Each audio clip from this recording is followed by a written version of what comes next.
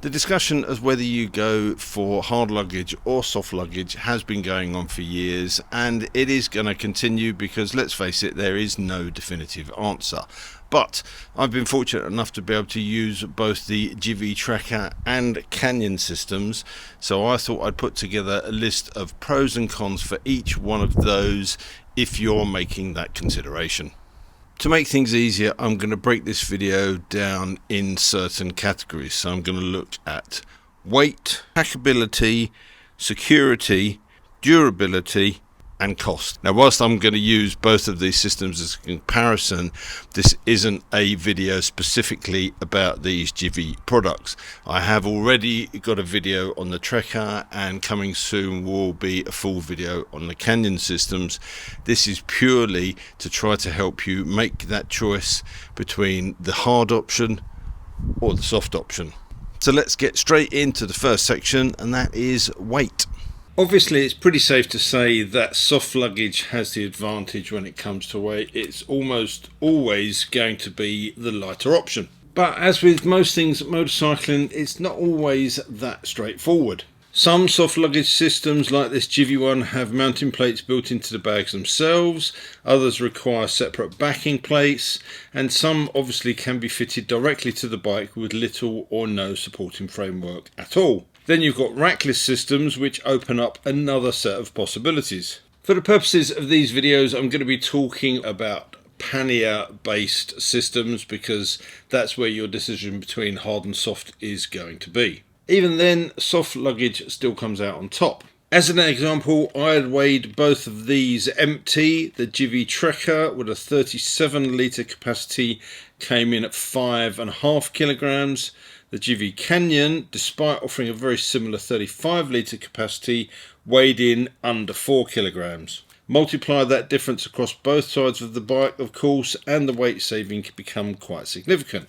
Now, whether that matters or not depends largely on the type of riding that you're doing. If you're riding a large adventure bike mainly on the road, you may never really notice the difference. But if you're regularly riding off-road, manoeuvring the bike around on rough ground, picking it up after occasionally taking a nap, then every kilogram matters. So if weight is high on your priorities list, then soft luggage is generally going to have the advantage. Moving on to packability, and under that catch-all phrase, I'm really looking at what this luggage is like to use on a day-to-day basis, rather than just looking at the capacity that they say it will take.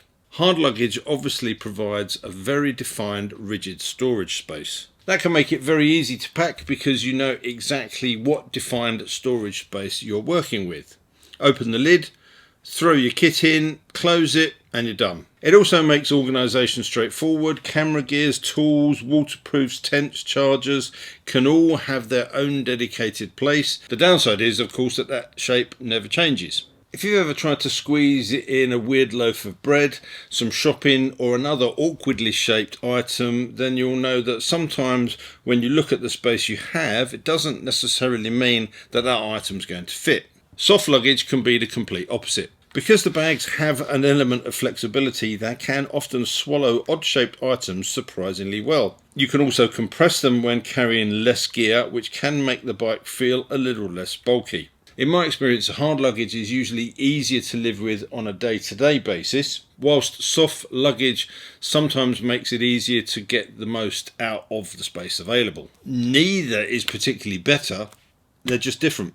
Security now, and this is the easiest category to call. If security is your highest priority, then hard luggage wins hands down. All aluminium panniers can be locked, and whilst no system is completely theft-proof, they provide a level of protection that soft luggage simply can't match. If you're stopping for lunch, visiting an attraction whilst on tour, or even leaving the bike overnight, there is an element of reassurance that you can lock your belongings away. Of course, determined thieves can still get into hard luggage if they really want to, but they'll need tools, and generally they'll prefer to have time and privacy. Soft luggage, however, is different. Many systems include locking points and anti-theft systems, but ultimately they're still made from some form of fabric. In reality, somebody with a sharp blade can gain access to those bags in literally seconds. That doesn't mean that soft luggage is wholly insecure, it just means that you have to think a little bit more about what you're going to leave inside it. To give me a little bit more confidence, I fit a steel core lockable strap if leaving these unattended for any length of time. But to be honest, if somebody wants to cut them open and get my dirty underwear out, they're welcome to it.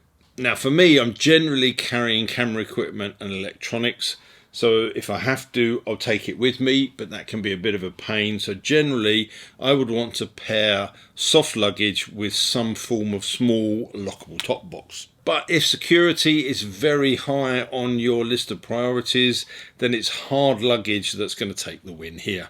On to durability, and this is where things start to get a bit more interesting because they are both strong but in different ways. One of the big advantages of aluminium luggage is that it is very robust. It shrugs off years of touring, survives poor weather, and generally takes a lot of abuse before showing any signs of giving up. The problem comes when that box hits something, be that the ground, a tree, your leg, or worse still, another vehicle. A hard pannier can dent, bend, or become distorted, sometimes making it difficult to open or close them afterwards. Worse still, it can transfer that energy into the bike, creating much bigger problems. Soft luggage is the opposite. Rather than resisting impacts, it tends to, at least a little bit, absorb them. Small light clips or brushes with things have far less impact on the bike. Most quality adventure-styled soft luggage is surprisingly tough. And because it can flex when the bike falls over, it often comes away from drops with little more than a few scuffs. But stepping back quickly to the packing item, let's not forget what's inside them. Now generally,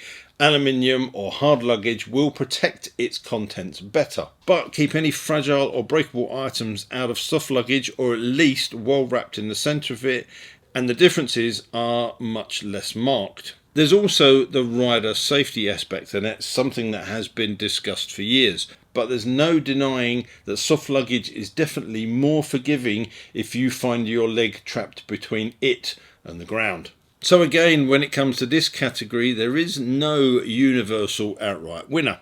If your riding consists mainly of road miles and touring, hard luggage is exceptionally durable. If your adventures regularly involve gravel tracks, green lanes, or the possibility of the occasional fall, soft luggage starts to make more of a compelling argument. So on to the last category, which is cost, and this is another category where things are not quite as obvious as they would seem. There's a huge range of choices when it comes to what you can spend on some high-end soft luggage, far exceeding the prices asked for budget hard panniers. And you have to remember, of course, that the panniers are only part of that outlay. By the time you've added side carriers, racks, locks, inner liners and other accessories, and the total can climb. There is also the question of longevity. A high quality setup can last for years or even decades, so the investment that you make in day one isn't necessarily going to be a good indicator of that cost spread over that time. There's plenty of truth in the old saying, buy cheap, buy twice. My advice here would be look beyond that headline price and concentrate on what it is that you actually need your luggage system to do. So it feels like we've come in a big round circle and not done very much, because as I said at the beginning, there is no clear winner between hard or soft luggage. It really comes down to understanding your priorities and choosing the system that best suits the type of riding you actually do, rather than the type of riding you think you might do one day. Personally, I like the lower weight, packing flexibility and the give that you get from soft luggage. But having said that, if I am transporting values, then I would like to match those soft bags with a small lockable hard case top box. The beauty of both of these Givi systems is that they use the same side carriers, so I'm fortunate enough to be able to swap between them depending on the trip. But if I could only choose one setup for the panniers themselves, then I would go down the soft option. Not because it's better, but because it better suits the way I ride and what I want to achieve. And that's the most important thing to take away from this video. The best setup isn't going to be the one I choose or the one your mate down the pub chooses. It's the one that is best suited for what you need. So you have to establish what you want and be honest about that from the start. If you're new to looking at luggage for your bike, I hope you found this little comparison useful. If you enjoyed the video, giving me a like and a subscribe if you haven't already will help immensely. And all that leaves me to say is until next time, thanks for watching. Take care, ride safe, and I'll see you soon. Bye.